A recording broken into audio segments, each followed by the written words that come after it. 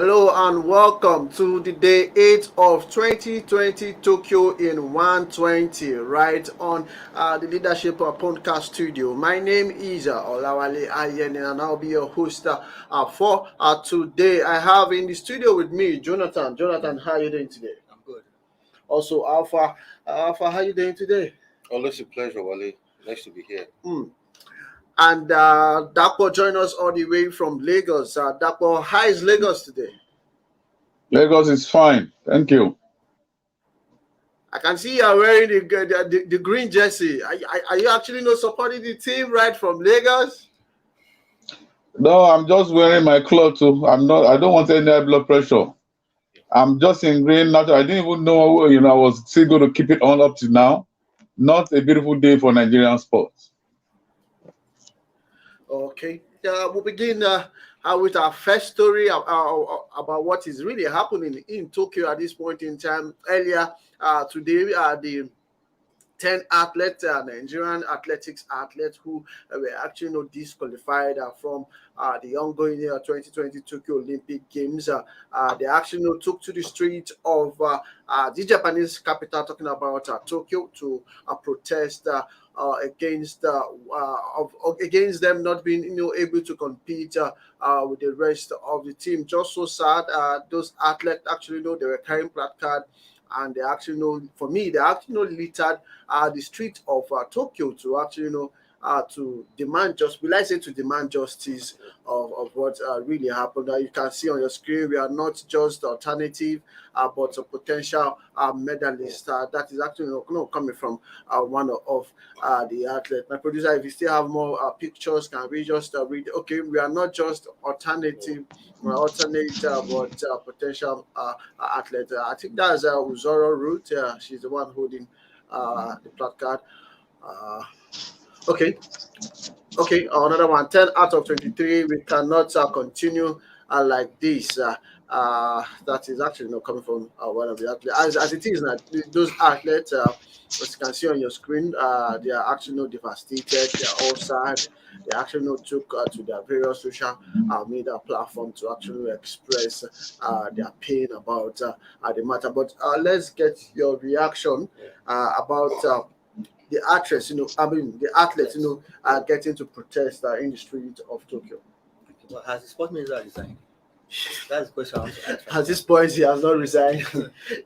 he's still in Tokyo by now. Now this is a show of shame. This is a big embarrassment to the nation. I expect by now the minister with some of the officials they should have attended their letters by now. We can't continue like this. That's the truth. Alpha. Look at your scenario. They have actually some people will say we have gone to Tokyo to go and wash our dirty linen outside. I mean, that's what it is. Absolutely. Jonathan said it all. Someone should have resigned by now, but we're yet to hear of any resignation from anybody or any statement, like we said yesterday, from the presidency or anybody from the authorities. And this is very sad because this thing happened, and in complete opposite of what the ministry were claiming, that these athletes were just alternatives, trying to make it look like they are not important. These athletes have come to say we are not alternatives. If they were alternative, why did they actually exactly? We came here to compete. We came here for the show to be a part of this fiesta, and we can't even participate for something that is none of our own making. But you're making, and you're coming to say they were alternatives. So meaning that, yes, that they were even disqualified. It's not a big deal. After all, they were not even a priority. But that's not the case. And now they are taken to the streets in Tokyo to protest, which I don't blame them. Today, earlier on, a renowned sport journalist in this country, of course, let me even mention Charles Anazodo, tweeted, he said, yes, he's not happy with what the EFN did, but it was shameful for the athletes to protest in Tokyo. Why is that? And of course, and I'm happy with the reactions he got from a lot of his followers. He said it was shameful that the athletes were protesting, that they are putting the nation in bad light. Is the athletes who are putting the country in bad light, or the administrators? Yeah, the sports ministry. So they have every right to protest, and make their grievances known to the international community to know just to cut you short, former, will I say former Olympian or I said, let me just say the Olympic Olympian. gold I mean, she's still there. medalist. Talking about Chioma Ajunwa, joining us all the way from Lagos. She actually won the first and only individual gold medal in the athletics event for Nigeria in the Atlanta 1996 games. Chioma, if you can hear me, good evening. How are you doing today, ma? Okay, just receive a notice that she will also join us on the cost of the show. But as you're saying, Alpha before I cut you short. So they have every right to express their grievances. Mm. So you shouldn't say they shouldn't protest. You mean it's like beating a child and asking the child not to cry. Mm. These athletes have every right to protest. They were in Tokyo to participate in the Olympic Games. Mm. And because of your administrative lapses, they can't go participate. Mm. And they've taken to the street to protest. And now you're saying they shouldn't have protested. They are shaming the country. That's not the way to go. They have every right to protest, and I back them 100% in their protest. Of course, Dapo, let's get your reaction on the protests by the 10 disqualified athletes earlier today in Tokyo. It was, for me, it was the right action in the right direction. They don't have any option than to let the international community know the ineptitude of Nigerian sport administrators. I'm very, very happy when I saw the pictures, the videos in the morning, and I said, yes, this is the thing that should be done. This is the message that people across the sport family across the world should see, that we don't have sport administrators anymore in Nigeria. What we just have are office holders. They are just there, holding on to the office and not doing anything to develop Nigerian sport. The right things they've done, but please don't pay too much attention to the comments of Charles and Azudo. It was his opinion, and everybody has the right to his or own opinion. That was what he felt, and actually it was a disgrace for Nigeria to see our athletes, protesting on the street of Tokyo when it is not your country. That means things are not well for Nigeria. Things are not well for Nigeria. So just leave Charles' his opinion, and it was actually right. But that thing is a huge embarrassment on the sovereignty of Nigeria. And who caused it? I don't want to blame the athletes per se, but the minister, the Nigerian Olympic Committee, and the Athletic Federation of Nigeria for putting Nigeria to disrepute.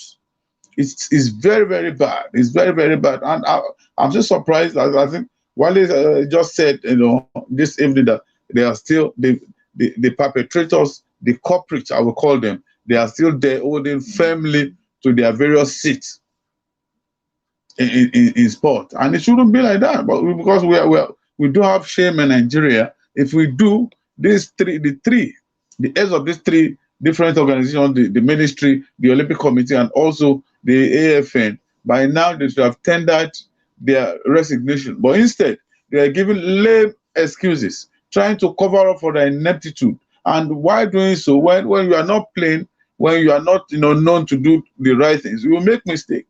The statement sent out by the minister was very, very faulty. How can you refer to athletes that qualified for the Olympics as alternate athletes? They are not alternate athletes. These are athletes that competed and qualified for the various events we were supposed to come and compete in Tokyo. But he wanted to gloss it over. But people, we are wiser. This is the age of information. We cannot just say that and just gloss it aside. Which means once they refer to the athletes as alternate athletes, that means we can do without them. We can do without, but we cannot do without these athletes because they qualified. It was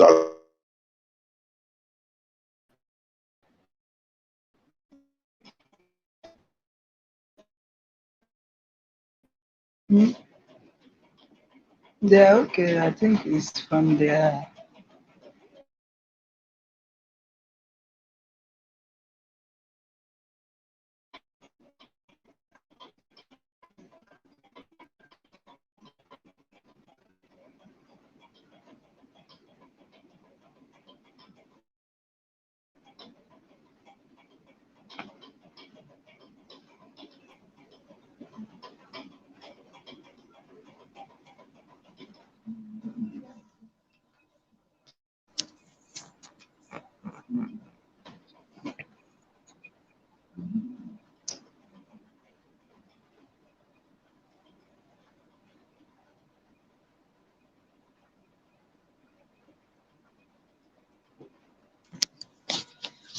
What's wrong with this? What's wrong with transmission?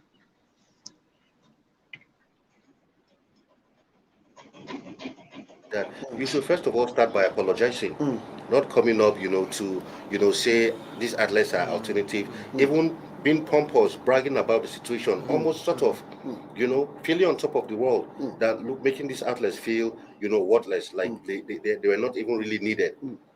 You should be apologizing first, Of course. and not this kind of statement. So it's really shameful. It's really shameful. About joining us at this point in time is the first Nigerian to win an individual gold medal in the Olympics. Talking about Choma Ajonwa, she actually won the first Nigerian gold medal in the athletics event when it comes to individual events. She joined us all the way from Lagos. Good evening, ma.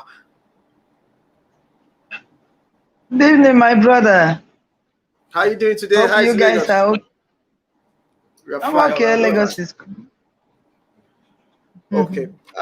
Ma, briefly tell us your joining in 1996 when you actually won your individual gold medal for the country. Well, it was a long story. The journey to Atlanta 96 wasn't an easy one, but to God be the glory. Actually, it started when we started training, and our usual way that we don't really go to camp, like the way it is today, it wasn't like that when I was active. Though we were crying that time that they were not doing enough, but little did we know that it's going to get worse. Get worse. At least that time, not to come.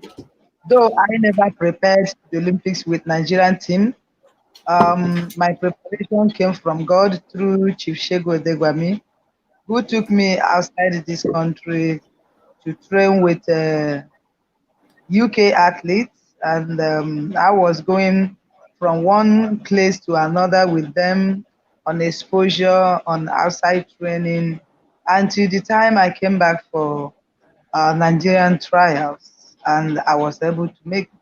Though I didn't know that I'll be competing in the long jump. It was when I got there that I was informed that morning that we're supposed to do the long jump. I was informed by blessed memory Chief MK AK Amu that I'm going to jump, and I told him that I didn't qualify. That was when he told me, said, no, you qualified. That what happened is that we were using Nigerian standard, but the standard that was given to Nigeria was 6.65 meters, and I did it. So that was how I now went in to represent Nigeria in long jump. So how did you feel, getting to win the first individual gold medal for Nigeria? Well, I feel very great, and it was a divine mercy of God. Like I said all the time, that it wasn't by my power, but by the mercy of God. So I was one of the athletes that nobody believed in. Even while we were in Atlanta, when the ministers and our DG then came to see the athletes in the games village, he pacified all of them, gave the people he gave money, but he never looked by my side. As they were about to go, he told the athlete that has the event the same day I'm having mine. He told them, he said, oh, go and win and come back and take some dollars. That was when I started crying. And Oyiki precisely now challenged our minister and the DG and said, you have told everybody, you greeted them, but you never said anything to Choma Ajonwa. My own event, is it not in the Olympics? Choma is going to compete with this athlete that you were telling that they should go and win and come and take dollars. What happens to her? So he said, oh, okay, go and win and come. That was the comment our minister made. But God is bigger than everybody. God now did it for me because I was like a rejected stone. You know, they never believed that anything good could come from me. To the extent that while I was jumping, we were just few athletes. Every other person went to where our men are going to play their football. They didn't know that gold gold medal could come from athletics. So I thank God for everything, and I give Him glory. Looking at the crisis, because I always say it's a crisis, rocking team Nigerian athletics right there in the Tokyo Olympic Games. What was your first, reaction when you actually saw the news that about 10 Nigerian athletes were disqualified from the Olympic Games? Honestly, I wept. Why I wept? The reason being that I put myself in their shoes. Let it be that this thing happened in Atlanta. Nigeria couldn't have gotten a gold up to this moment, an individual gold. These athletes, I could see it in their faces. I could imagine the kind of frustration in their faces that somebody could work all these years to make sure that they qualify to go for the Olympics, and making it to the Olympics, getting there, and they were disqualified because of someone's negligence. You know what it will be? It's disheartening. It's unheard of that 18 people were disqualified in the whole world and 10 is from Nigeria. Just because of some group of people did not do what they're supposed to do. You know, sometimes we begin to ask ourselves what is really happening in Nigeria. I believe that it's not that they don't know that if these athletes didn't complete their tests, do we neglect things that it could cause us embarrassment? I don't think it's the duty of the minister to carry out the test. There are people that are responsible for that. So why didn't they do it? Why didn't the people advising the people in the helm of affairs of sports in Nigeria didn't do what they're supposed to do? I think they were distracted, but it's quite unfortunate. At the end of the day, is the athlete that are suffering on their own will still bear the whole cost. It's quite unfortunate. Honestly, it's very, very unfortunate. I'm not happy about it, and I know that the whole Nigerians are not happy about it. Um, all right. You said it wasn't the fault of the minister. Agreed. But the AFN and almost all the sports federation are sort of up under the ministry. The ministry as a supervisory ministry. Still trying to wrap my head around why the minister shouldn't have been aware of this kind of thing. If he's the minister in charge of, I think he should share in the blame also. Don't you think so? I think the voice is gone. Okay, can you hear me? I couldn't hear you. The voice is gone. Okay, can you hear me now?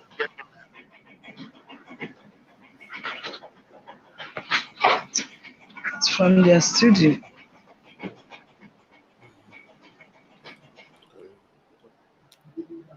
No Can you hear me? voice, no voice.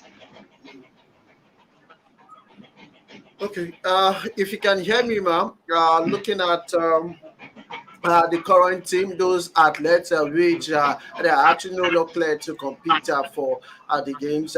What will be your message for them at this point in time, and what should we, expect from the team in Yeah. the ongoing games? And are you confident that they can actually win medals for the country, having passed through this difficult condition?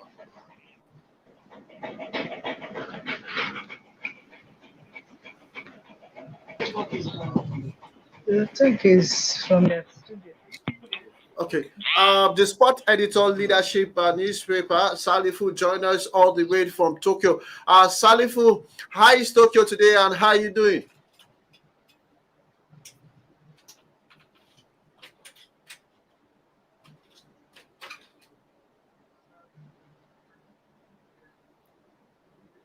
Hello, Salifu.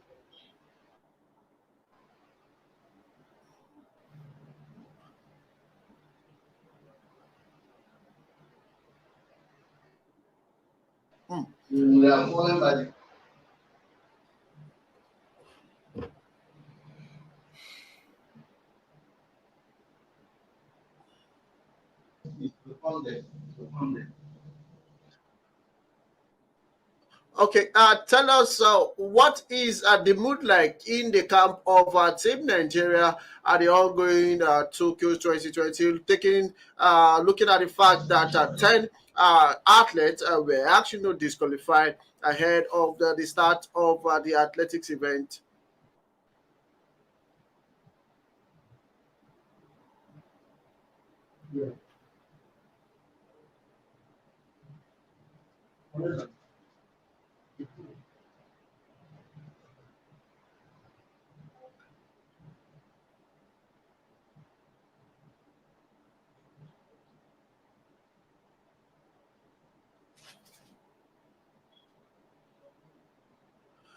Okay, at this point in time, we need to take a short commercial Hello, break. Mr. Wale. Good evening. How are you? Okay, Salifu, join us all the way from Hello, Tokyo. Wale. Good evening. How are you? We can hear you. Good evening. Can you hear me, sir? Yes, we can hear you. Hello. Hello, we can hear you. Go on. Hello. Of course, at this point in time, we have to take a short commercial break. When we come back, it's still 2020 Tokyo in 120 minutes. Don't go nowhere.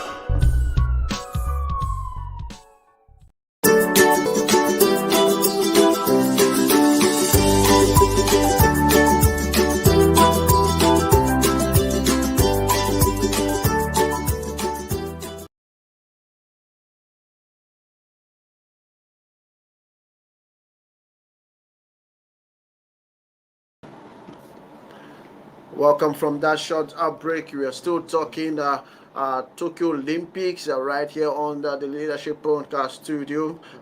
If Salifu, if you can hear me, how you doing? How is Tokyo today?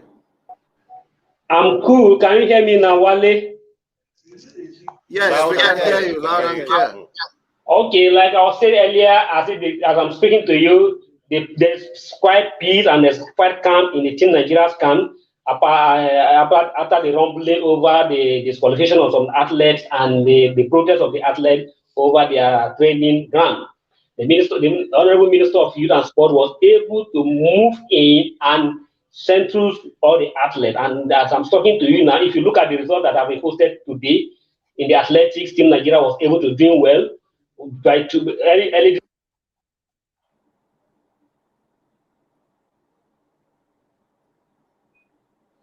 Hello, Salifu, can you hear us?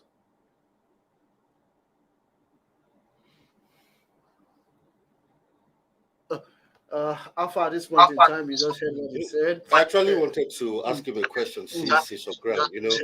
He said Team Nigeria did well. So I wanted to ask him if, the bubbling mood in the camp is, responsible for, the feat Okagbare recorded today. So I hope he comes back on so that I ask him and he answers that question.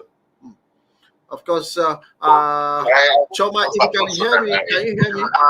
Choma, can you hear me? Okay, at this point in time, she cannot hear me. But just taking a look of what you just heard from Salifu, he said there is a calm in the Super Eagles. I mean the Team Nigerians.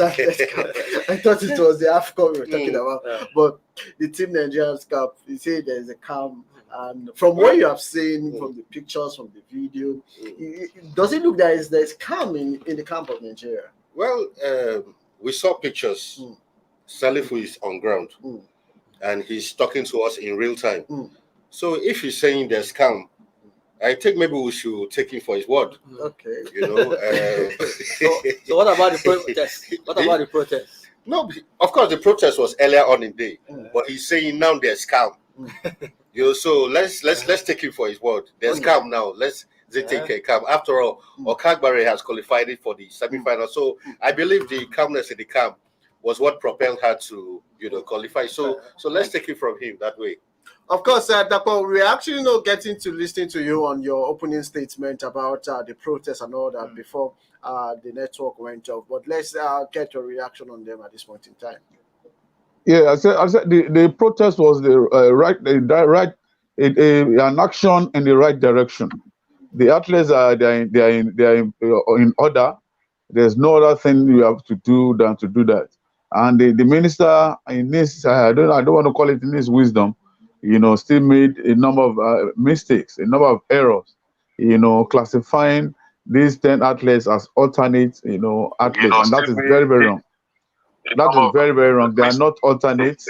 They qualified to compete, and they are there to compete, and they said they are there to win. Very, very wrong. So everything, and even our old man there, Salifu, saying there is calm. There is no calm. There won't be calm until we get back to Nigeria. There will not be there won't be calm. For sure. The minister has a number of essays there. They were moving around, appealing to media guys there that please suspend us, do this and that is possibly out of sympathy. That is what Salifu wants to do. But it will not work on us. There is no calm. There's no peace in that camp now. There's no peace. There's no peace at all. I hope we're going to reconnect with Choma, because she was at that time, she was also a victim of doping, and at the point she was victimized, she had to serve. She served that time. She is well experienced when the issue is doping, and I know that immediately after I returned to Nigeria, she was victimized for a number of more than 3-4 years. Nobody wanted to see her, but she took the bull by the horn and started a campaign against athletes using doping. She moved on her own. I don't know how she got the money. She moved around anywhere there is a major championship or even classic athletics classics. She will move there and gather athletes to talk to them about the evil of doping. So she's an authority when the issue is doping, because of what happened to her, because of her ban, the complications, and also our own confession to using dope at that point. But we are very lucky that our gold medal was not withdrawn. She just had to serve the ban, and she has done that. She is back on her feet now, and she's doing very, very strong. She's waxing strong now, and I really want to commend her. But she also will also do us a favor by talking to these athletes. If the sport ministry knows their onions, they will have allowed Choma, if not today, possibly tomorrow, to talk to these athletes one after the other. Give them moral boosting talk. We must be on top of our game. This is somebody who has actually been there, talk to the athletes one after the other, give them encouragement that all is not lost, because I know for sure that some of these athletes may not be able to qualify for the Olympics again. It is not. I'm not wishing them bad, but I'm just telling you the fact of the matter. When you have experience in sport, yes, some may not be able to qualify again. So we have to do a lot about, and the minister should stop talking. He should stop talking. His advisors, we have the likes of Mary Onyali there with him. Also, we have Daniel Amukachi with him. What are they doing? Are they just moving? They've just been taking photographs with the minister without functioning. We don't want to see their faces in photograph anymore. We want to see the action. We want to see the impact of the advice they are imparting on the minister, and that is why they are there. They've not done anything so far, so long since they got to Tokyo. So it is very, very valuable for these athletes to be pacified, especially some of them, crying out that there's a possibility for them to break down mentally.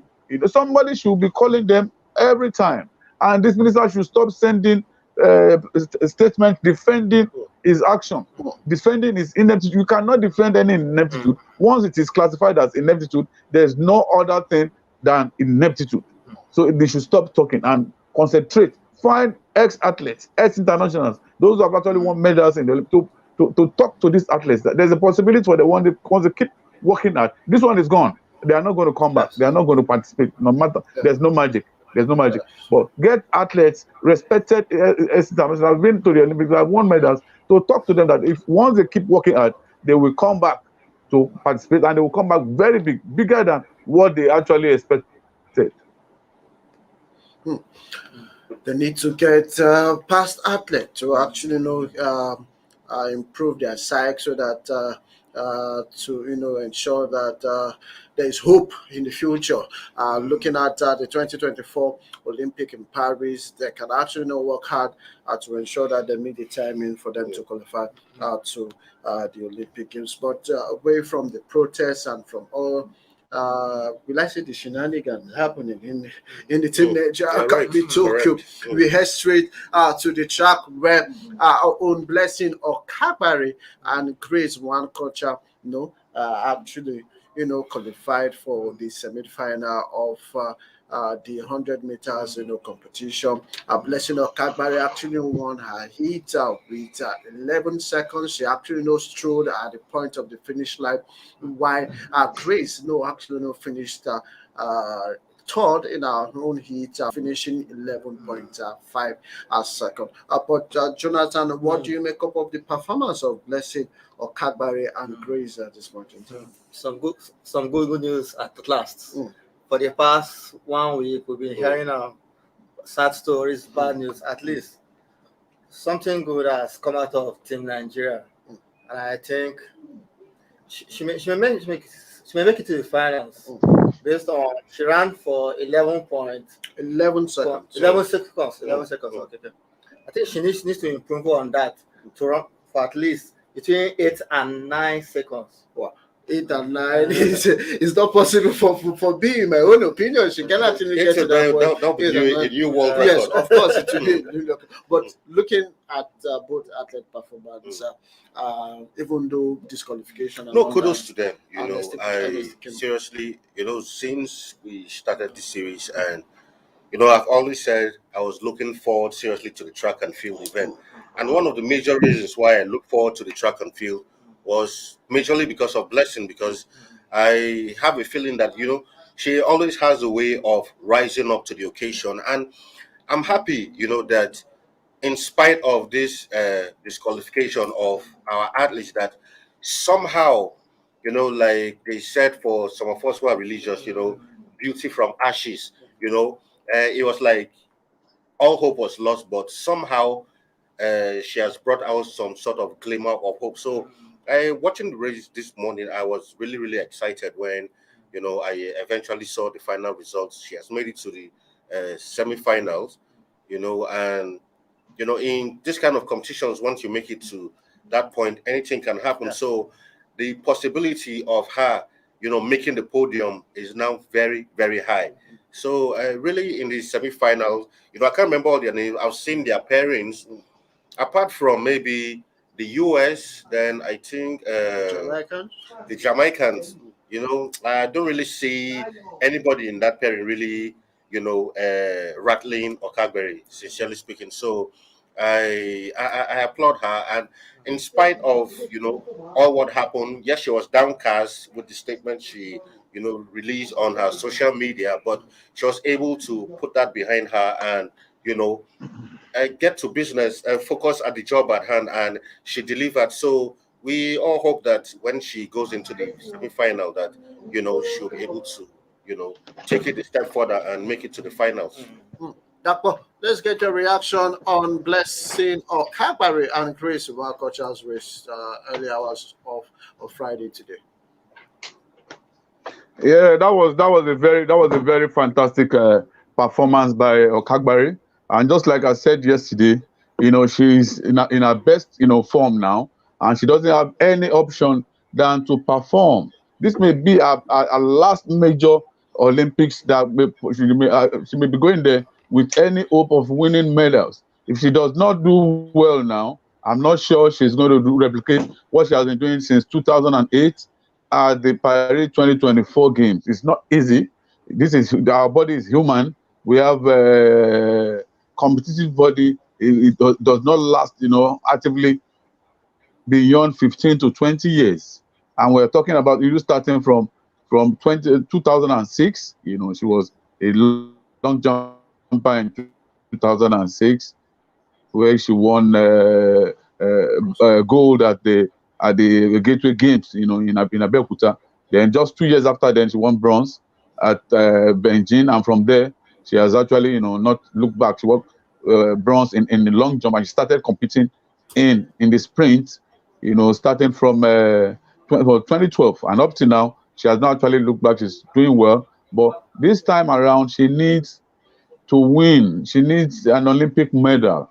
She needs an Olympic medal. So she knows, and I said yesterday that she has to go for it. She has to die there.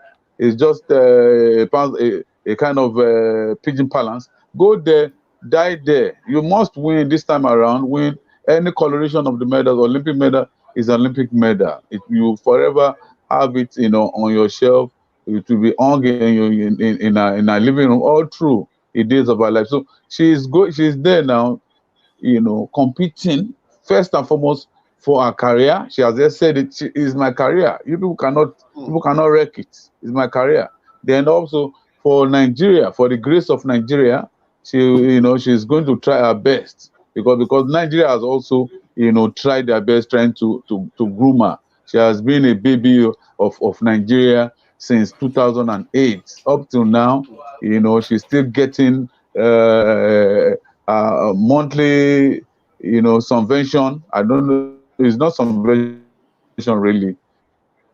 There's a name they call it, you know, for training, the $10,000 every month. She has been getting it for years now, and she's trying her best. She has been able to put the name of Nigeria on the world map, you know, basically at the Commonwealth Games where she won, you know, gold repeatedly. But and at the Olympics, it is not the same. This is a time for her to prove a point that at least, you know, she can do lots better than, you know, what she has been doing at the Commonwealth Games. This is not the Commonwealth. This is the highest point, the highest level of sports in the world. You know, so she got bronze 2008 in long jump. She wants sprint medals. She has to do it. She's a professional actually. What she just showed with all the melee and all the disorganization in Team Nigeria, for her to rise up to the occasion to perform and get to the semi-finals, the next race, you be in the finals, and just like every other person in the studio is saying, anything can happen from there. If you get your ass right, who knows? She can actually win gold. You know, so very good performance for her, and I give her kudos. You have been talking about Blessing Okagbare. Don't you think Grace Nwokocha also she also stand a chance of, you know, getting to the final and even getting to win a medal in the Olympics? Well, she has the possibility is there, because she was actually, you know, discovered at home we are at the top of our performances, and this can actually be transferred to Tokyo. And already she has showed everybody that she can actually do it. And we believe more things, better things will be coming from her. Let's just wait and watch. She can also do very, very well. Okay, Salif will actually join us via WhatsApp at this point in time. Now we want to get to hear from him and know what is really happening in the camp of Team Nigeria right there in Tokyo. Salif, if you can hear me, good evening. How are you doing? In the camp of good evening. How are you doing? I'm doing well. I'm okay.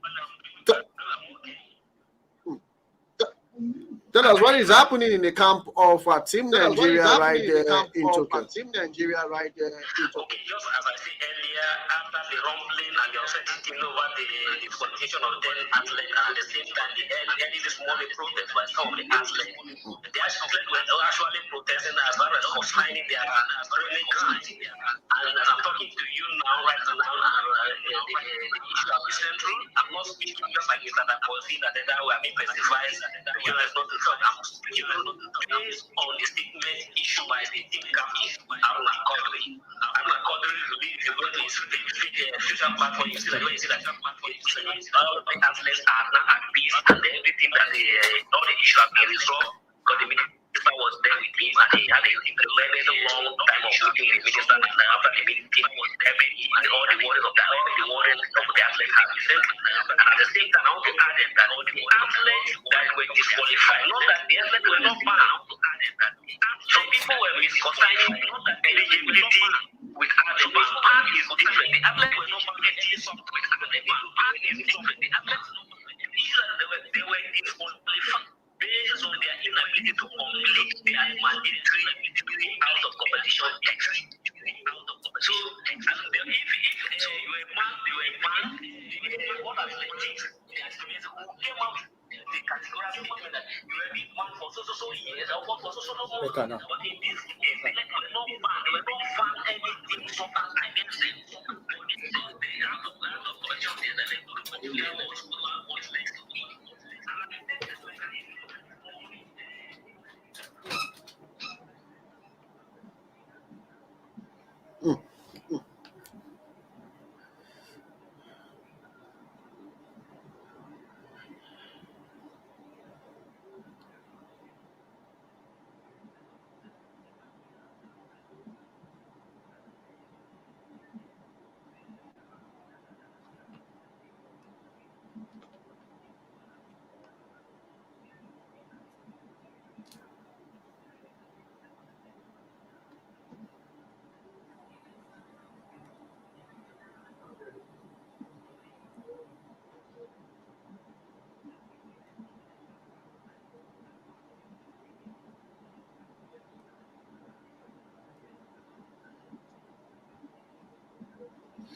Of course, he is actually saying there is calm in the camp of the Nigerian athlete right there in Tokyo. But from what he has said, what did you actually know? I couldn't really hear, most parts of that conversation, but I noticed she was trying to make some clarification between. I really didn't get that. I really wanted to hear that part.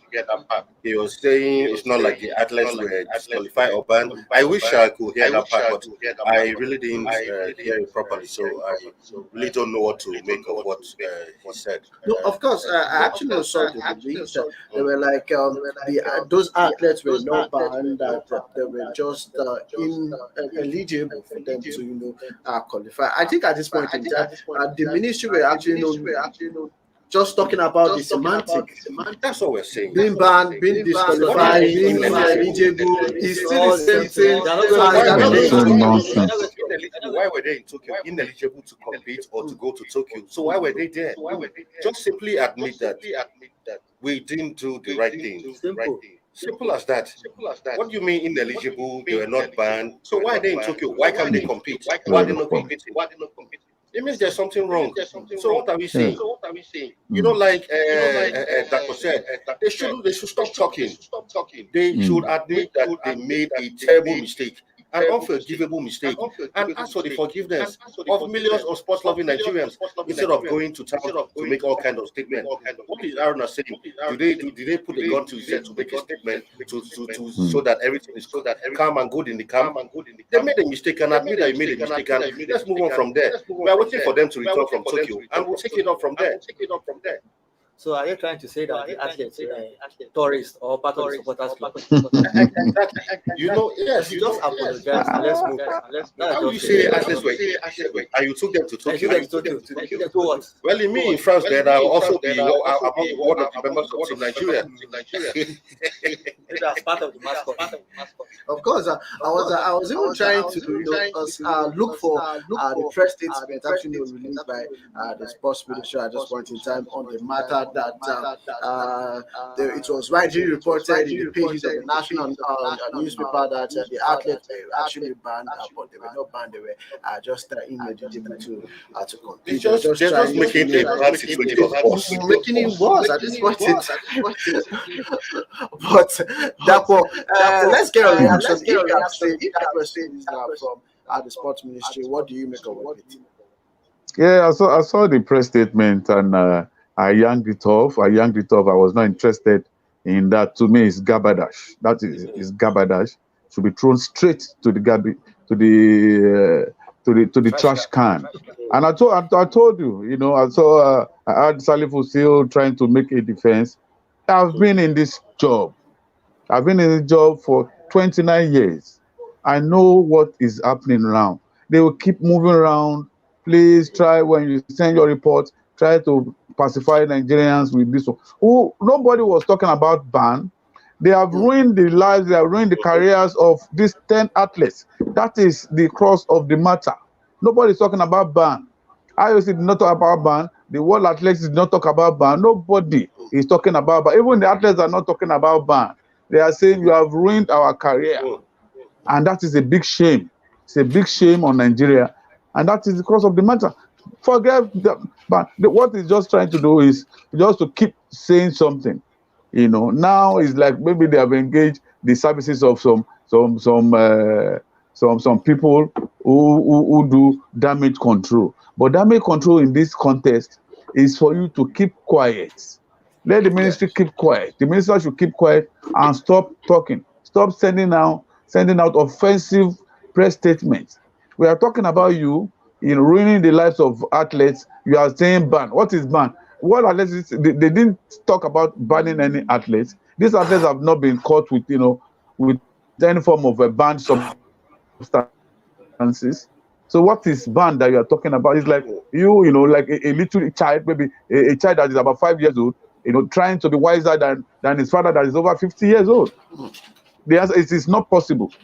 It is not possible, and you'll be giving lame excuses. That is not what we need now. These athletes is our business now. These 10, they are very important to Nigerians now than ever before. Because something about them, something good that will have started with them now has actually been ruined. So everything we should be doing now is to channel all energies to pacify these athletes. It's not about you coming to say, it's not about the ministry coming to say. It was contained in that press statement. That it is all calm now. Nobody has been banned. This one was published, this and that. Leave their press statement alone. We should be able to make judgments. In my own kind of journalism, I make judgments. I put one or two together, stand in between, because it is very clear. In all, it has always been said, in all objectivity, there is subjectivity. You cannot be objective in anything if you are not subjective. If you don't believe in it, that is the way you think it can work. So that is subjectivity already. So we need more people, just like I said earlier on. Ex-athletes, those who have actually won medals in the Olympics, you get the likes of Alela Nwokocha is there. She can talk. She can talk to these athletes. Chioma Ojua is also there. She can talk to these athletes. A lot of them, not just those who are in athletics or sprint. We can get other ones. We have the likes of Okagbare. He can talk to them. He has been in the Olympics. He has been in the NBA. He has played basketball across 17 countries of the world. He's an NBA legend, basketball legend, of today. They know where they should pinch. They should be able to get the cooperation of this top class S internationals to talk to these athletes. They also need psychologists. These athletes are our business now. They are our business now. We should not deviate. We should not deviate. They have been offended. We have actually dented, their careers. We, in the context that Nigeria actually took them there, we are all Nigerians. The pacification should be top notch. Psychology should be top notch. Nobody is talking about ban. Nobody's talking about ban. But hold on a little. Yeah. Salifu join us again on the show. Salifu, you can hear me. You were saying something before the network actually interrupted.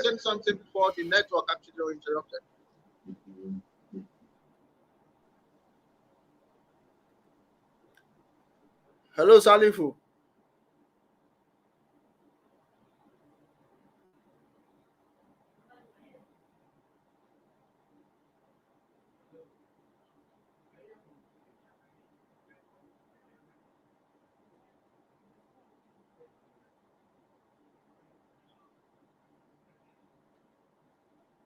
Okay, of course. Dapo, you can continue, please.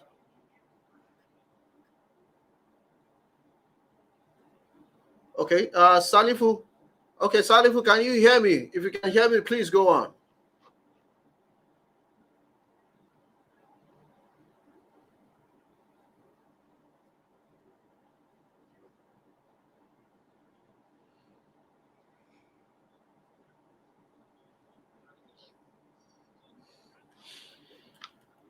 Of course, we can't, hear Salifu at this point in time. But Dapo, you were actually, saying something about the team Nigeria and the press release from the minister.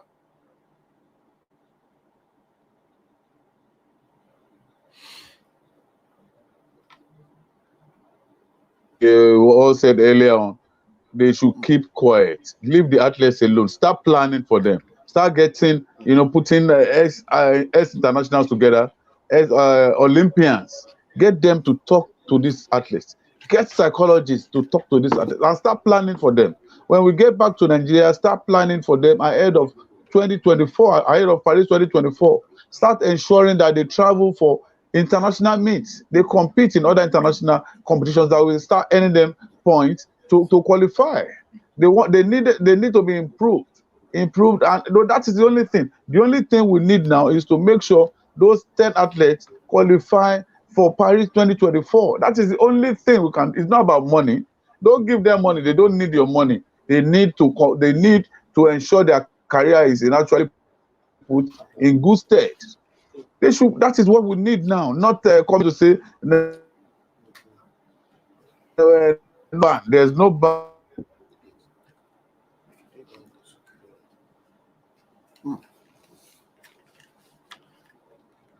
Of course, at this point in time, we just have to move to the next story. We are still talking about the athletics team, where Team Nigeria actually finished the 4x400 meters mixed relay. They actually came last in their heat, but they actually started in a very very good very good format. Towards their last lap, they actually get to fall behind. But at this point now, Nigeria fails to qualify for the semi-final of their first hit of the 4x4 mixed relay team at the ongoing Olympic Games. The country was represented by Ifeanyi, Emmanuel Nyobonko, Samuel Natane, Patient Okon, Georgia, and they all finished last. They actually ran a new African record with 3 minute point 13.6 second. Why Team USA they were the ones that actually won that particular day. It means it was done and dusted. But in the 10 athletes that were actually disqualified, about 2 of them, they were supposed to run for this particular event, but it was just so sad that they couldn't get to run. It means that we have been sent back in the 4x4 on the 4x400 meters and mixed relay team. Jonathan, what do you make of it? Athletes that were supposed to run, they didn't run. Those athletes that actually ran, which actually came last. Well, they started very well actually. The first and second runners. They started very well, but Samson and Patience bungled the race. That was where we lost it. The third and fourth runner. That's why, but they started very well. Well, but for me, the third runner actually, gave a whole lot of gap for Patient Okon to actually, get to finish the race strongly. But I think at the last 200 meters, she actually fell behind, and the US and the rest actually one thing in a relay race is most of the time the person who goes off the blocks and the last person, you're supposed to have your fastest runners is the first, your two best, exactly. So but in this case they started well, but along the line I think they got it wrong somewhere along the line, and I really wasn't expecting them to even finish last. Like you said, some of the athletes who was among the disqualified athletes was supposed to be in this race. But you see, it's part of what we were saying yesterday, that this will have a ripple effect, because imagine if that athlete was there, what could you can only imagine what could have happened. But that person was not even there because of disqualification, and now we have even failed in the mixed relay race. Actually coming last. Yes, it was a new African record, but in this case, it still counts for nothing, because the truth is we came last in this race. Yes, that's the point. So it's still part of what we are saying. The whole scandal in the camp, you could say it has spilled over to this. So our only hope for now is Okagbare. We're hoping that we really had high hopes for the track and field events, and usually in Olympic Games, even in the All African Games, a lot of competitions we've gone for, these are usually our strongest points. Things like basketball are things that we are gradually really getting into the mix now. In past Olympics, nobody was talking about Nigerian basketball. Football, in the past, okay, we could say football, but football was not there. But over time, track and field has always been our strongest point. Then maybe to some extent, maybe boxing. But we've always looked forward to this way. But the track and field event has really been disappointing, and I must say it's really not a fault of the how much blame can you put on the athletes? Because a good number of them can't even participate. So if they had participated and lost, would have said, okay, fine, they were not good enough. But now that they didn't even participate, they can make a case for themselves. An athlete can say, only if I was there, I could have done this. And you won't be able to argue because you didn't even give the person the chance to participate. So another, crushing defeat for Nigeria in the ongoing Olympics. So I really don't know how. In the Olympics, participated in recent times. If we are going to do a post-mortem of this Olympics, yes, it's not finished, but if we are going to do a ranking of our worst performances, this should really rank up high up there, honestly. Of course, this should really rank us high up there. But before I get Dapo's reaction on Team Nigeria creating an African record but getting to crash out in the mixed relay event, we'll go for a short break. When we come back, it's still Tokyo 120 right here on the Leadership Podcast Studio. Don't go nowhere.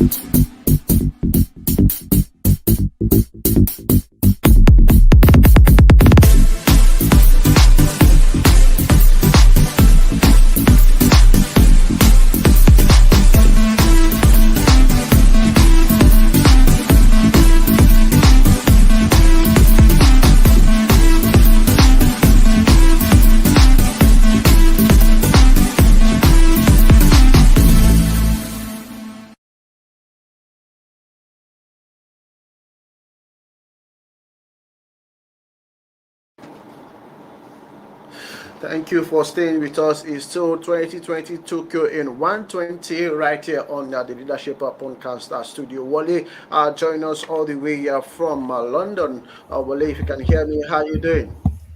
I'm doing very well, guys. I'm really sorry I'm late today. I just had some issues I had to deal with. I was actually following you. I saw when our first gold medalist at the Olympics, Chima Junwa, should I say Deputy Commissioner of Police, Chima Junwa, was on the show. It was interesting listening to her. It was just unfortunate that it went off at that time. But it's always good to be here with you to talk the Olympics, especially after the show of shame by the Nigerian officials at the Olympics. So it was so disheartening, and I just don't know why Nigeria always. Why Nigeria? Why not other country? Why Nigeria? Let's quickly get a reaction on the athletes' protest and also a blessing of Okabare's performance, the 4 by 400 meters mixed relay team, and Grace Nwokocha's performance earlier today. I must say that those were like bright sparks coming out of the Nigerian team. Blessing and Grace. Grace obviously very surprised that she did that 11 flat. It was an improvement. She's right after the sports festival. She's been, the only way for her has been just going up and up, and obviously Blessing, you can never discount her. Full of experience. She led, that sympathy movement. Let me call it that way for the other colleagues who were shoved by the wayside and name names. Suddenly they were called the alternates, meaning what? Were they alternates before they came to the Olympics? Why would that happen? What happened in by the athletic integrity unit happened, and you now decided to call them alternates? Who says that?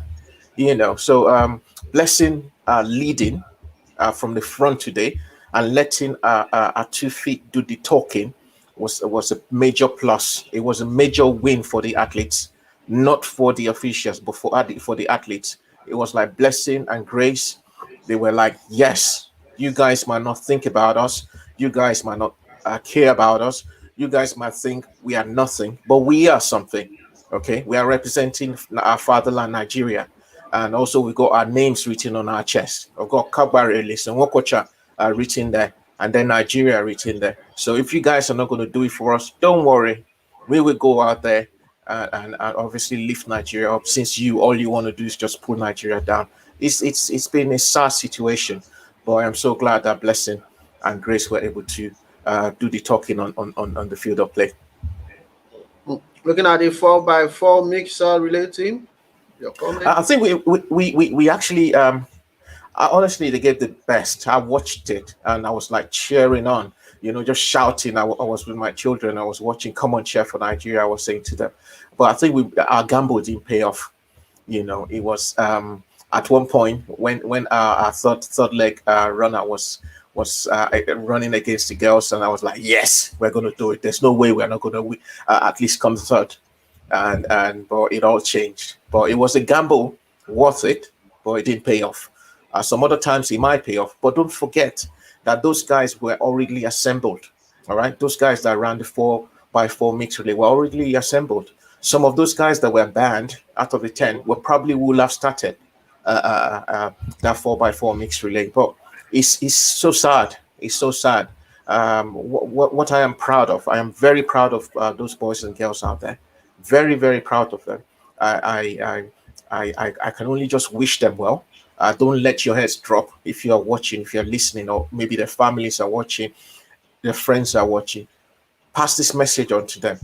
Don't let your heads drop. Don't let this official win. They will not win. You are going to be the winners at the end of the day. You're going to be the winners at the end of the day. But before I go to that part, there's a comment here by Salifu, our sport editor right there in Tokyo. He's saying nobody is defending the ministry or the minister, but we cannot continue to dwell on the disqualified athletes. The athletes themselves are not left out of the problem because because they are professionals. They ought to know what is expected of them going into competition like the Olympics. But therefore, let's get your reaction on Team Nigerian's performance in the mixed 4x4 relay event.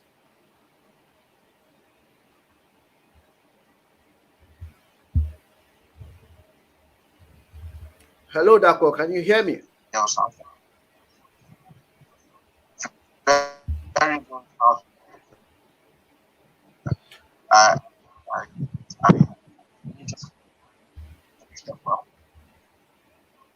Don't let it drop if you are watching. Hello, Dapo, if you can hear me. Of course, Dapo cannot hear me at this point in time. I think Salifu has joined us at this point in time. Hello, Salifu, how are you doing? Wait, you are going to be the winners at the end of the day. You're going to be the winners at the end of Okay. Alpha, looking at the 4x4 100 meters event, what is your take on them? Is there any hope in the future that these guys can actually come back for Paris 2024? Let's hope so. The task now is the task of getting to qualify first of all, which is usually not an easy thing. That's where the competition even starts proper from the qualifying stages. But with this kind of huge blow we suffered in the Olympic, yes, Salifu has said we should go past this, but it's something to go past, but is, like I keep saying, is something that is unforgivable. And I really hope that this kind of situation does not repeat itself again. Now going forward, I mean, first, this athletes needs to qualify for France. How many of these athletes will be able to qualify again? They might not be in the best of form when the next Olympic come around. So, it's already, a minus to them.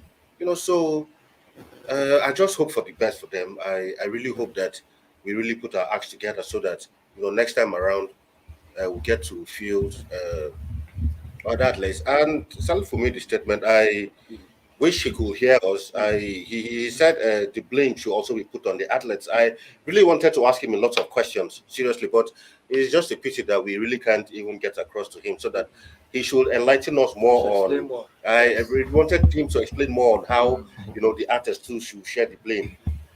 Are the athletes supposed to remind the authorities that come and test me? I really don't get. So I really wanted him to elaborate more. And the test is unknown test. The athletes were not supposed to That's know what we are saying. So when those guys would actually come and test. Exactly. So I wish he could hear so that he should elaborate more, so that our listeners and viewers too will understand more.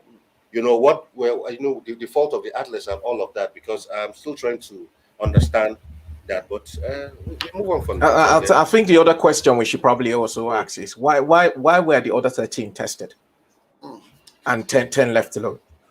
It was the same person or the same organization that put out the names of the 23.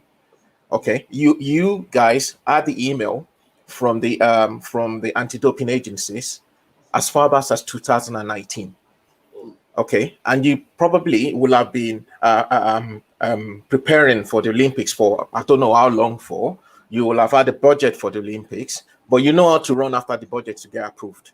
Okay, at that time you will not blame the athletes for not coming in to come and help you defend the budget. But when things go wrong, then you now know how to do damage limitation and blame the athletes. I think it's a peculiar story that we know. It's a recurring story. If things don't work out, look for the next person to blame. Okay, why don't you, for once, just put your hands up, guys? We messed up. I'm sorry. We're sorry. You athletes, we're sorry. We messed up. We apologize to Nigerians, and then let's move on. Okay. Don't come and say how are you going to lay the blame on the athletes? Are they the federation? Just like Alpha said, will they just willy-nilly just submit themselves to anti-doping agencies? These tests are meant to be done impromptu. They might just knock on your door and say, okay, yeah, come and do it. They don't just give you the dates, because if that's the way it is done, then I probably might not use it. If anti-doping agency says to me now that Wale, I'm going to test you maybe December the 24th. Okay, if I was a drug user, I probably will stop using drugs by August. All right. So then, what is the need testing athletes that time? So saying athletes should share in the blame, I think is a no. Please, it's a no. They should leave these athletes alone. Let them come out and apologize and accept the blame. Okay, there's nothing wrong in making mistakes. People make mistakes. Accept it. I have made a mistake. We have made a mistake. We are sorry, Nigerians. And then let us, and help these boys and girls. And Alpha was saying something about 2024 Paris. Who is to say some of these boys and girls will not decide to run for other countries next time? Well, who is to say that? So if any one of them decide to say, I want to run for Bahrain, I want to run for Kuwait, I want to run for Portugal or Spain, or even the United States, okay, would you turn around then and blame them? You won't. At all. You won't blame them because they chose to run. Some of them were not actually born in Nigeria.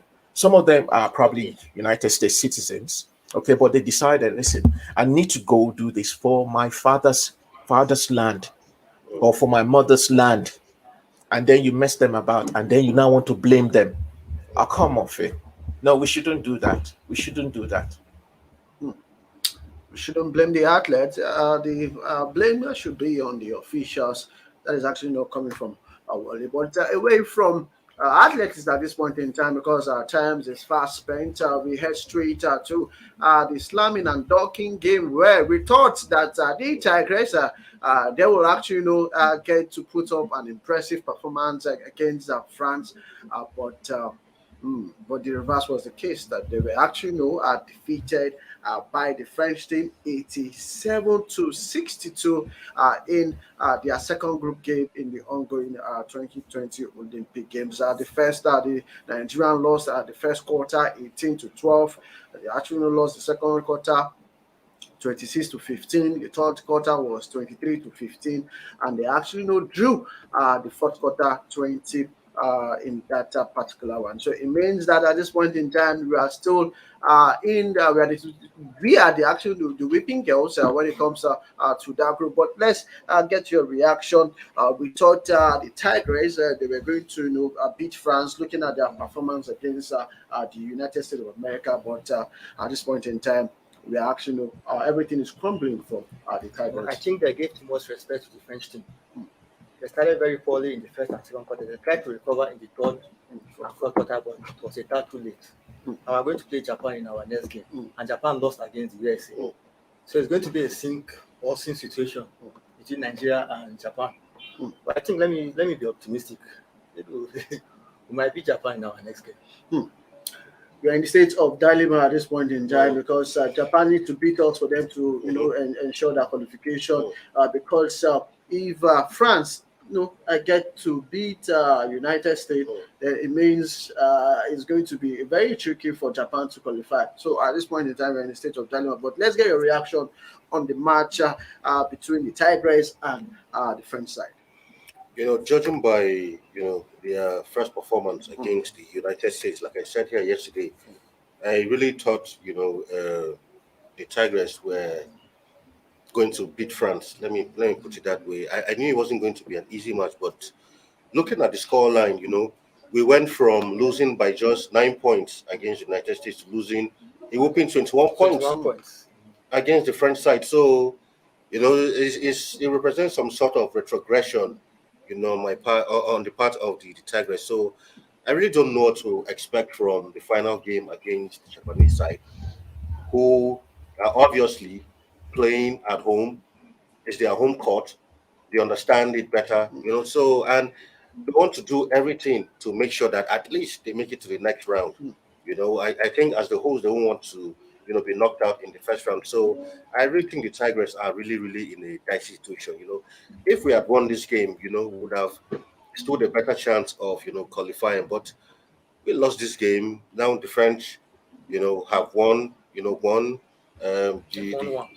Exactly. So it's really a dicey one. So except we win against Japan, I really don't see us even finishing as best losers. So it's really a dicey one. And from the bits of the Japanese I've watched, I really haven't seen much of them in this Olympics. But to me, they look like a better side than the French side. Maybe home advantage is working in their favor, so to speak. But it'll be a hard one for the Tigers to really, get one over the Japanese. So they're really in a tough situation. Prior to this match, the Tigers assistant coach, she was not, and some other backroom staff, they were not even accredited. They actually watch the first game from their hotel in Tokyo, and they were not on the stand to actually support the team.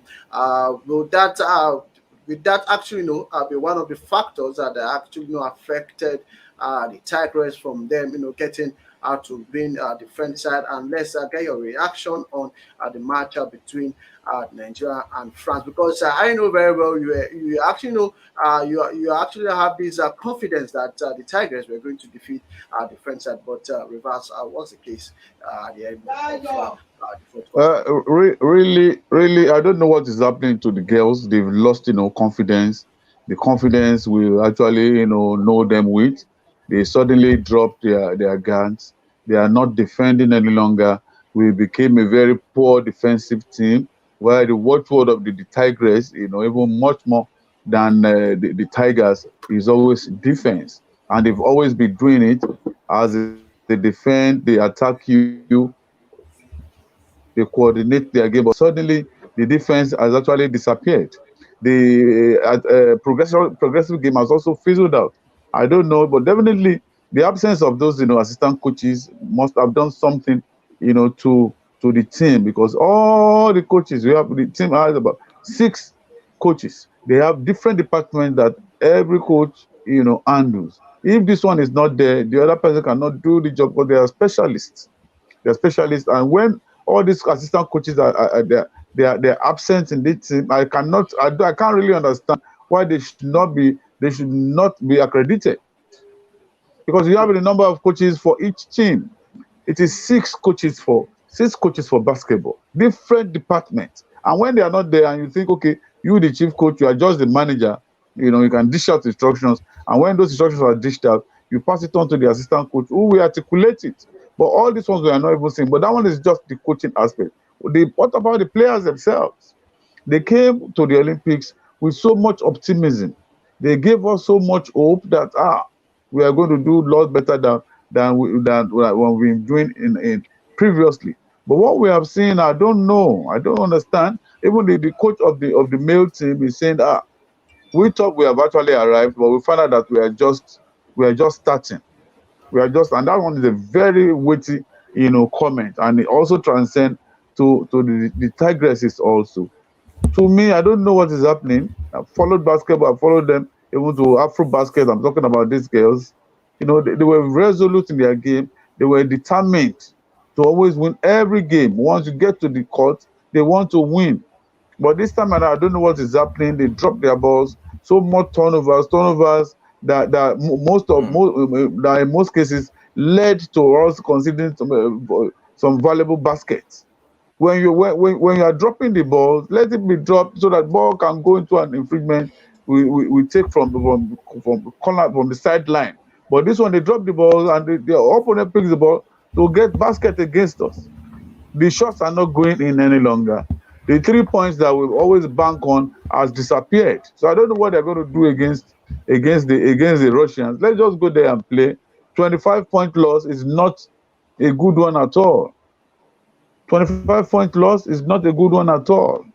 It doesn't speak well about the technicality of a team. When you lose 25 points to an opponent, it's like you are not playing the game at all. Because everybody has his own rotation. When you make the ball, when you make the move, and there is a turnover. Your opponent who is supposed to wait, for you to try your own basket will turn back at you to get the back. So that means 2 rotations in one. So how do you survive that? It's very difficult. So I wish them well in the last game against Russia. If we win, good for us. If we don't win, the team will be getting ready to pack their bags and baggages, and they are not coming to Nigeria. but none of them stays in Nigeria. They will go straight to America and continue their career. But I really want to see more of the Tigers. I want to see more of them, because when the stake is very high, they tend to live up to expectation.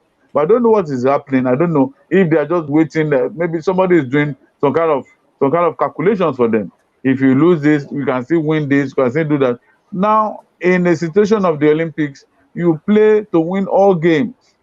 You never know what is going to happen next. You don't even know the partnership, any of your opponents are actually doing. Because it is possible for France and Russia, or even France and America, to come together to plan something. You wouldn't know. So is your best bet is to go to all your games with the attitude to win. When you fall back, when you fall short of your expectations, anything can happen to you. So, but I wish them well. The game against Russia, at least let's win that. Let's try to win against Japan. Against Japan, let's try to win that. Japan, yes, let's try to win that. Then we can start. We'll pick it from there. But it's also good for us that Japan, there's nothing like home advantage for Japan, because the spectators are not there. Those rooting for them are not there. We don't have the dancers are not there. No home support for anybody there. You are just there, play your game and go back to the games village. That is the situation. So I wish the Tigers, I wish them well in the last group game against Japan. Wale, too many misses for the Tigers when it comes to the 3 shots, and the French team actually, maximize that 3-pointer. They were just shooting and it was entering at this point in time. What really went wrong, and what can we do to improve in that area ahead of the match against Japan? I think that was said it all. When I watched the game today, there were too many turnovers. Our field goals were like non-existent. The free throws, the 3-pointers were like just dried up, and the girls just played like not the way they were used to. But don't forget that France is actually number 5 in the world. Okay, we're playing against a top team that found us out. So it's like, what is happening? What is actually happening in basketball now? I think it's a situation of where we need to. The other top teams have made us little again. All right, so we need to now think outside the box on how to defeat these top teams. We've come into this competition behaving like Brazil. Brazil goes to every World Cup believing we're going to win it. Okay, all because they wear the yellow and the blue, and then they go there and they get knocked out by another team. So that's the way we were like. We were like, oh, we're the Brazilians of basketball. We beat Team USA, we beat Argentina, and our girls were doing superbly well. Maybe it got into our heads. I don't know. I don't know. But the fact, what I saw today, in depth, it was like, the French people found us out. The French team, they found us out, and they found a recipe to defeat us. Okay, so what will happen against Japan? I don't know. Japan is number 10 in the world, and we are what? We're number 17. So there's seven spaces between us. Japan, they're a tough team too. Okay, so what I would think the girls should do is just go back to the basics. Go back to the way you were playing before. We were always very sound defensively. That defensive soundness was disappeared today. At some point, I think it was in the third quarter and probably a little bit in the fourth quarter, we could see it. Okay, but the thing is, where were the points coming out from? Nowhere. All the 3 points were just missing. And again, I think we need to show some aggressiveness. Okay, stylish aggressiveness. We need to show that. I've not seen that much against the French. We didn't see that much, and at some point you could see the French players actually doing that. All right, they were showing enough aggressiveness against our girls. So we need to do that. I don't know how we can improve in shooting 3 points between now and when we're going to play the Japanese. But one thing I know about the girls though is they have a never say die spirit. It's just an Olympic Games. We actually, everyone was thinking we're going to be in the middle podium for our basketball, but all the teams have now shown us that, listen guys, all the pre-match tournaments that you play that you beat us, it don't count for nothing. This is the real competition. We need to go back and prepare, prepare and watch out to beat, the world. This is no longer Africa. So maybe by playing more international games, testing our might against some of these big teams. We've got a very good coach. We've got a very good management for the basketball team, both the male and the female. They for me, I think they probably are still the best we can muster together now. So I think it's just getting the little things right. Okay, we can now begin to start teaching us how to shoot 3-pointers with a few days to our next game against Japan. But all we need to do is just let the girls calm down. All right, play your defensive games. All right, and try and be a little bit aggressive and just fight for the ball. We never know. I mean, we know we're playing the Japanese at home, tough. Like Apple said, there will not be any fans there. Okay, but let's just go out there and give it our go. And it's still a young team, fairly young team we've got. They will grow with experience, and hopefully, who knows? In 2024, we might give it another go. I know I keep saying 2024 because, to be honest, this Olympics is just for us to learn lessons, and I do hope we learn also all those lessons.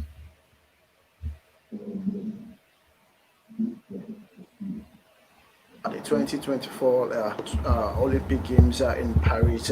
But away from basketball right now, we go straight to the preview of Olympic Games Day 9, where Nigeria is expected not to return to the track. The first event for Nigeria tomorrow will be the women's 100 meters hurdles event, where Toby Musong, she's expected, to run in her first heat and see if she can actually, qualify for the semi-final stage. We know in the last Olympics, she actually, finished fourth in the World Championship in Doha in 2019, and at this point in time, we've been expecting her to actually, get to reach the semi-final. But what should we expect from Toby Amuto in the 100 meters? I expect big things for her. I mean, last Olympics she was number 4, so I expect that there should be. So she actually finished in the semi-final place in the last Olympics. Yes, but she didn't win a medal, So if by the rank you go by the ranking, it was maybe finishing fourth or So I expect her to go on better and maybe take it a step forward. This in this sort of competitions, there should be some sort of progression. If in the last Olympics you finished at least in the semi-final, in this time around, even if she gets to the semi-final, it shouldn't be where she finished. She should take it one better, at least finish in a position where she has a chance of clinching a medal. So she's another person who big things I expected from outside of Blessing and the like. So we are expecting big things from her. So I really expect that she will look up to Blessing as an inspiration. Look at what she did today and sort of try to replicate that as she takes on to the track tomorrow. In Lagos during the national trial, Toby Amuson's report actually, came in that she actually, broke the African record, but during that particular race, they were having issues with the timing, and at the end of the day, she couldn't actually, break that record because of the timing. But now she'll be competing in the 100 meters hurdles event into Olympics. Are we expecting her to break any record there in Tokyo? Yes, expectedly. Also hoping that she will do, even herself another, personal best, and even break the African record. Because when we saw that race in Lagos, there was a slight, error. I don't want to blame the officials from the starting block. Actually made that, error. From the starting block, you are supposed to, have an eye contact with those on the finish line. Those who are supposed to keep the time. There was no eye contact. There was no signal that we're expecting the race to start. They only had the gunshot. Bah! So it was late for them. And if you don't start, the timing before or almost at the gunshot, you may not be able to get anything. Whatever you get will be false. And some other persons actually, took record of the timing, and they find out that if it has been done officially, that will have been a new African record. And I know that a lot of disappointment, but that one has been put behind. But after then, from that time up till now, she has actually improved. She has improved on her sprint. She has improved on all those skills and the speed. So we are hoping to see something good from Amushan, considering what happened to her at the trials in Lagos. So she has actually beefed up.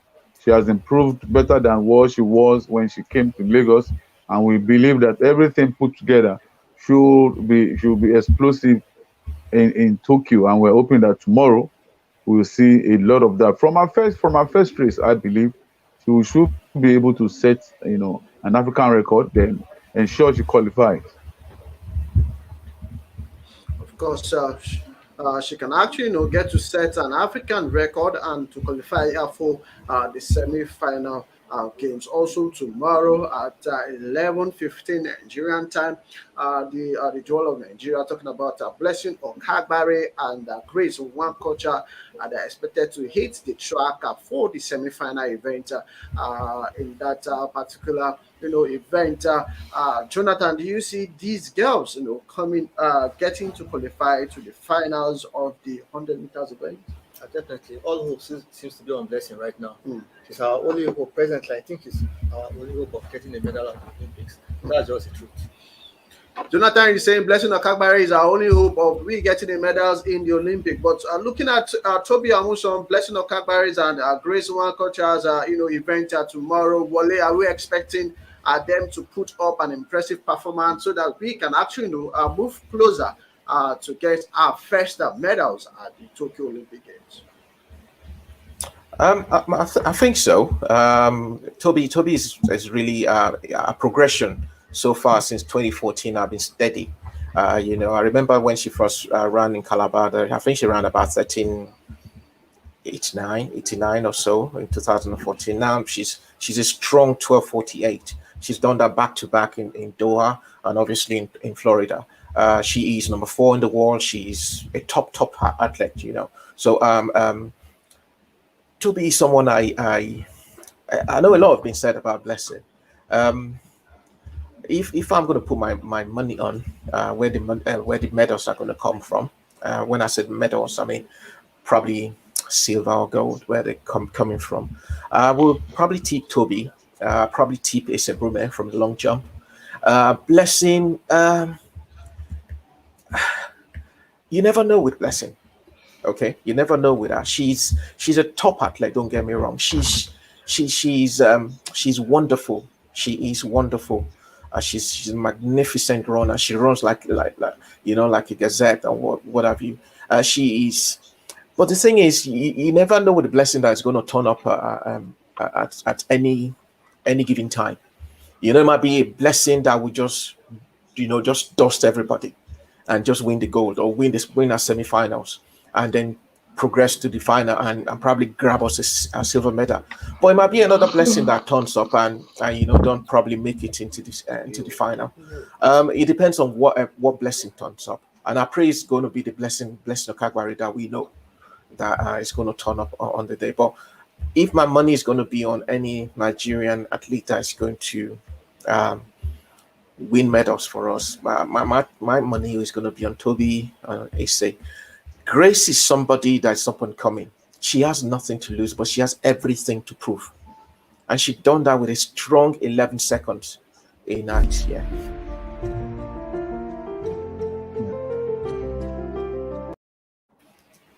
So in the semi-finals, she probably would be another tip for a surprise.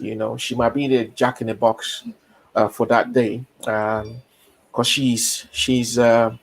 I think she's one of those that has a point to prove. She's probably tipping herself to be the one that's going to take over from Blessing, and this is an opportunity for her.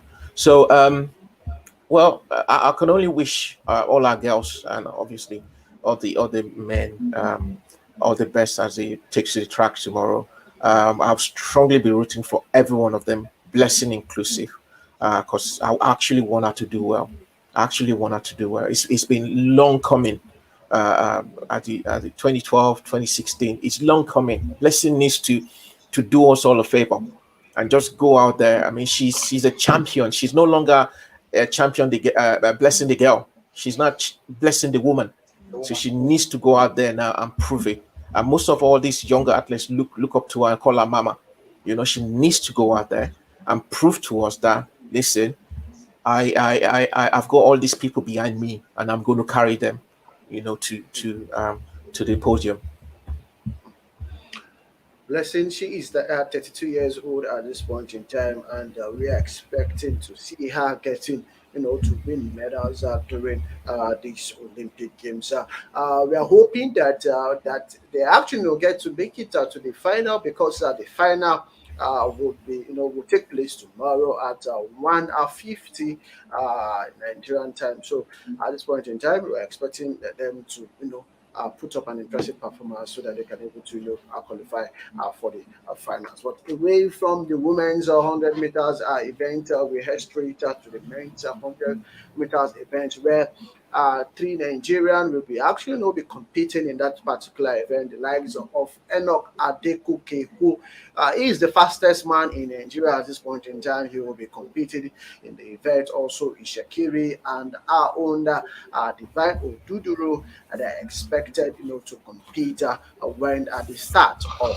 the 100 meters event at Tokyo.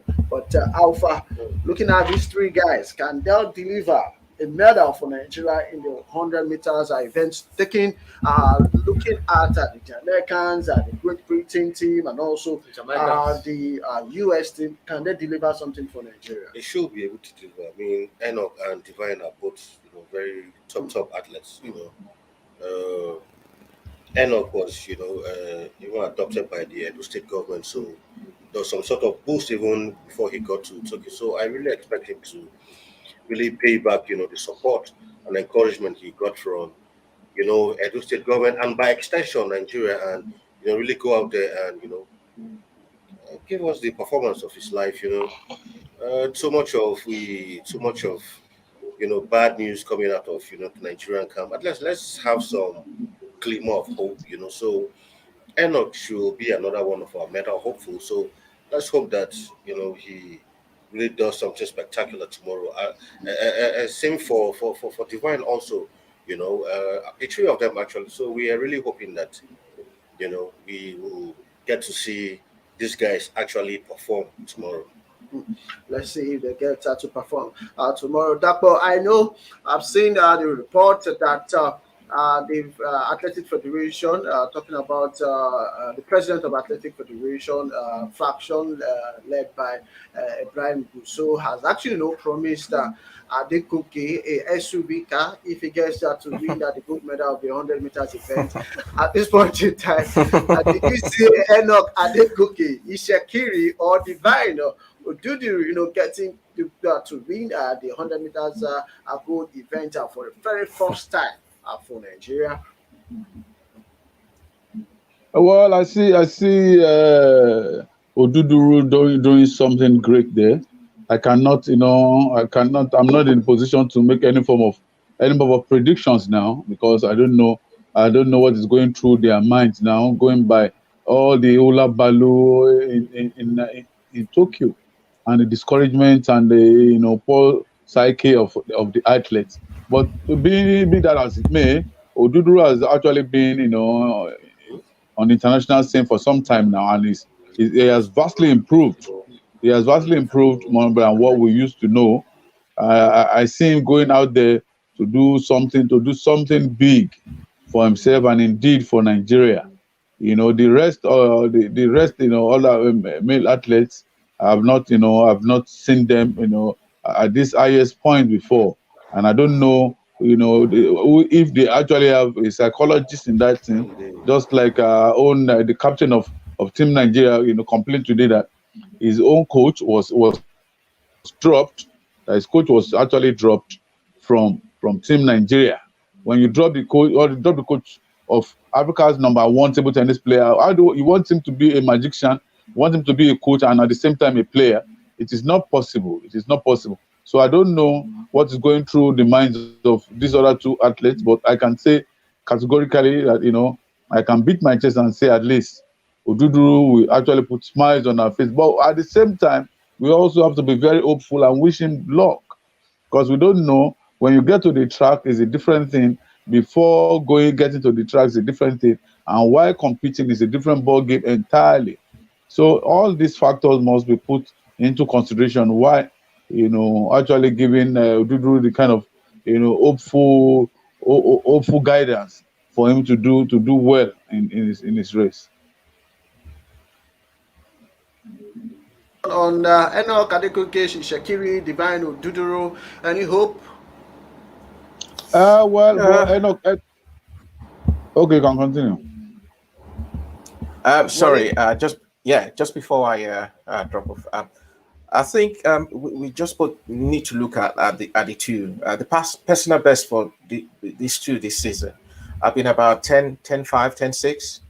And you're going to be running against people that are consistently running about nines in the nines. So it's going to be a tough one.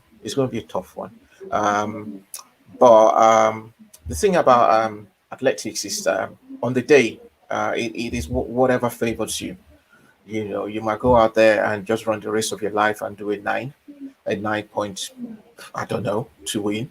But based on experience, I think Divine definitely would be the person to look out for, hands down, because obviously he's a bit more experienced than Enoch. But the thing about all the new athletes is they are there to make a name for themselves. Okay, so because at one point Divine was like that, at one point Blessing was like that. You see, now at one point all the great athletes of the world were like that. You know, they come and then just shock the world. At some point, Usain Bolt was like that, and then he became a household name, and now he's more like a legend. He's not more like a legend; he's a legend. Okay, so if it works well for them on the day, okay, and they get psyched very well for that day, for that race, they could just go out there and burn all the records. But looking at what they've done so far this season, I know they've not really competed quite a lot this season. 10-5, 10-6, you might say there's no way, but this is going to be the heats here, because heats are not usually very fast. Okay, they might be with people that are not that fast, so I don't expect them probably running a sub 10 in the heats. It's when they get to, you know, or semifinals or whatever. That's when, you know, obviously we're looking at sub 10 or probably 9s. But all we need them to do is just to win, to come between first and third in their various races, qualify for the semifinals, and then see how it goes. Okay, qualify for the semi-final and see how it goes. But before we go to basketball, because the Tigers are going to be playing, for me, the dead rubber game tomorrow. But we'll go for a short break, and when we come back, we're talking about basketball, women's football results, and we take a look at the medal table. Don't go nowhere.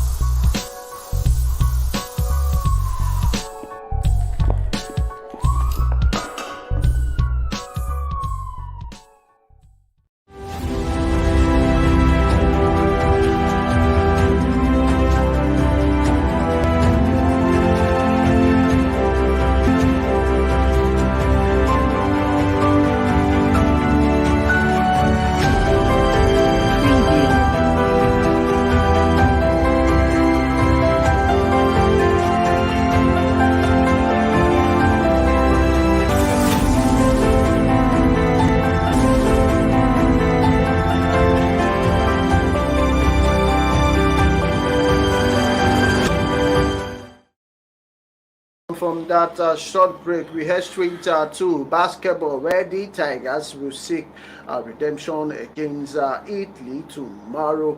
The match will actually kick off 5:40 Nigerian time. For me, it's a dead rubber game. I don't see them qualifying to the quarterfinal stage. But Alpha, what do you actually make up of this match briefly before we'll head straight to the football result? Well, coming into the Olympics, there are we had high hopes for, the Tigers, but, it looks like they flattered to deceive, did well in the trials. Then when it came to showtime, I mean, they haven't really given us the show that we're expecting to see from them. So let's just watch this game against Italy. Even if they win, I really don't see them ending up as best losers. So, like you said, this game is more or less a ceremonial game as long as I'm concerned. It's just a game that you just have to play. It's not like you go to this kind of competitions and you say, okay, because I don't even stand a chance of going to the next round, so I won't play. You exactly. So you play for pride. So, like you said, in your opening remarks, let them try to at least redeem something. At least just try to, sort of just wash some of the shame that we've already had, whether we like to sugarcoat it or not. That's the truth. It's been a very, very terrible Olympics, I must confess. So let's just hope that the Tigers at least will just, do a safe kind of measure tomorrow and put up their best performance and at least come up with a win, or at least, even if they lose, at least lose by a decent score line against the Italians, and we move on from there and start preparing for 2024, as everybody has been saying. I mean, the way it looks, this Olympic is gone, so we are all looking forward to Paris 2024. So let's just look forward to that one and see what happens. Just to let you know, the Tigers, they were defeated in the first match by Australia, and also in the second match by the Germans. So they're expected, for me to play for pride when they play against the Italians. But away from Nigeria, all the news coming from Nigeria, we head straight to the tennis, where Novak Djokovic was actually defeated by Alexander to reach the semi-final of the tennis game. Alexander defeated Djokovic 6-1, 6-3, 6-1 to actually qualify to the next round. Jones, you want to say anything about it? I think this is the biggest upset in the history of tennis in the Olympics. I really wanted Djokovic to win. I wanted him to complete the Grand Slam, 4 Grand Slams plus Olympic. Was unfortunate. But virtually, he has won all the titles. Just remaining. Since Steffi Graf, did it. He's actually called the Golden Slam since he won all Grand Slams in a calendar year, and also winning gold at the Olympics. So Djokovic was hoping to be the second tennis player who would do that, but it's a shame that the upcoming Zverev, beat him. This is the guy who, Olympic, tennis, watchers have been predicting to break into, that top three, of Nadal, Federer, and Djokovic. They've held that, spot for a long time that, a lot of young guys have been trying to break into it. But this looks like, an heir to the throne. So, but he was able to come up with, a victory in this one. And let's hope that he goes all the way. And sad one for Djokovic, world number one, losing this one. But I hope he bounces back in and, initially, when a lot of tennis stars, withdrew from the Olympics, he still felt, okay, maybe it's time to, go out there since most of the big guns were withdrawing. So he really felt, he had a really big chance of, completing the Golden Slam. But, this young man ensured that, that dream, doesn't come to pass. But good one for the young man. I really hope he goes all the way to clinch the gold medal. Of course, one country actually going all the way to win the gold medal. Talking about the United States, they actually defeated Netherlands by penalty in the women's football event. It ended 2-2 after extra time, and the United States actually defeated the Netherlands 4-2 on penalty. Sweden actually trashed the host Japan 3-1. I predicted that yesterday, and eventually actually came to pass. Australia, so sad that Vivian is not on the show today, because I predicted that Australia were going to defeat the Great Britain, and they didn't actually disappoint. The match ended 4-3 in favor of the Australians. Why? this is a surprising result to so many, because we expected Brazil to defeat Canada, but Canada had other plans, and they actually defeated the Brazilians on penalty after the game ended 0-0. They defeated Brazil by 4-3 on penalty. Dapo, let's quickly get your reaction on the match, the semi-final match, and Nigerians match against Italy before we head straight to the medal table.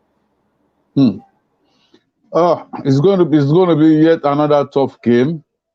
I can't, at this point in time, with the huge disappointment coming from basketball teams, I cannot now say I want to make any form of prediction. I'm not even hopeful that anything good will come out of that game for Nigeria. But we be it as it is, we still have to go there to play. But we have this one. We have this opportunity to prove a point that the team is still very, very good. I'm talking about the players and the technical crew.